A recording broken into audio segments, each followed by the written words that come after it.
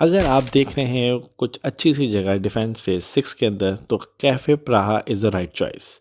मैंने ये जगह विज़िट की थी लास्ट वीक। इनका एम्बियंस बहुत ही ज़बरदस्त है। ग्राउंड फ्लोर और फर्स्ट फ्लोर पर सिटिंग अरेंजमेंट है जिसके अंदर आउटडोर और इनडोर दोनों आप एंजॉय कर सकते हैं। हमने कैफ़े प्राहा के मेन्यू से chef favourite food items order किए।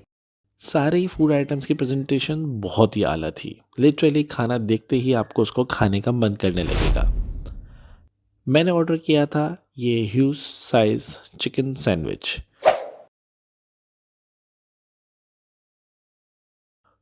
जो कि टेस्ट में बहुत ही आला था। पीच आइस तो बहुत ही जालिम थी।